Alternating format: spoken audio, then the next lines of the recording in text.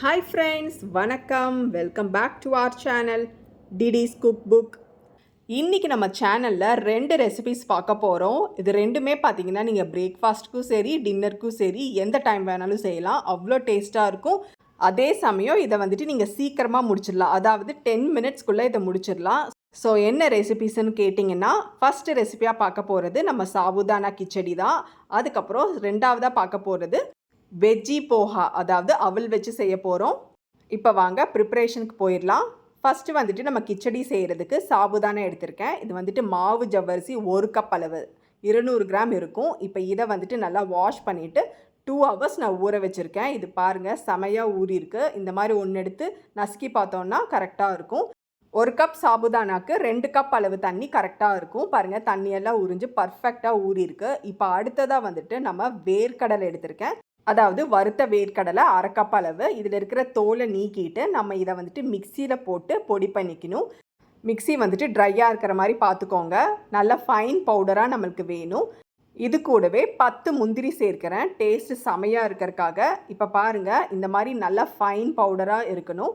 இப்போ இதை வந்துட்டு நம்ம ரெடி பண்ண சாபுதானில் போட்டு மிக்ஸ் பண்ண போகிறோம். இதுதான் பார்த்தீங்கன்னா ஃபஸ்ட்டு ஸ்டெப். இந்த ஸ்டெப்பை நீங்கள் ஃபாலோ பண்ணும்போது செமையாக இருக்கும் நம்ம கிச்சடி.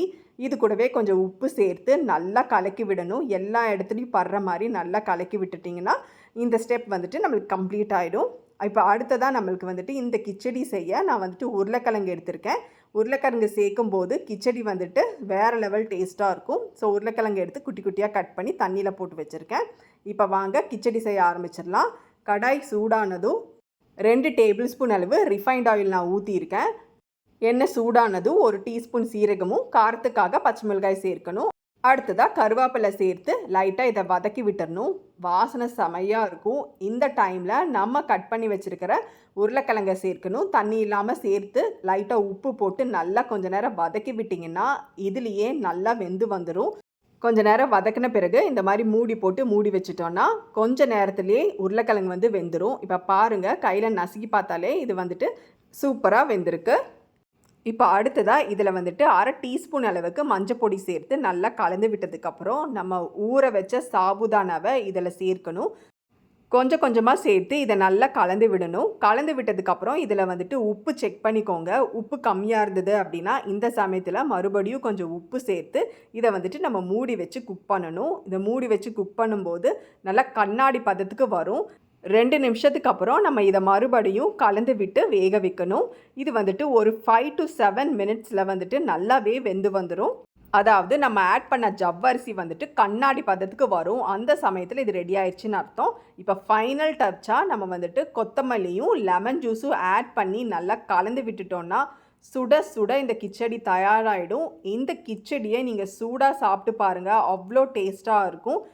இதை கண்டிப்பாக ஆற வச்சு சாப்பிடாதீங்க, சூடாகவே சாப்பிடுங்க. அப்போ தான் இதோட டேஸ்ட்டு செமையாக இருக்கும்.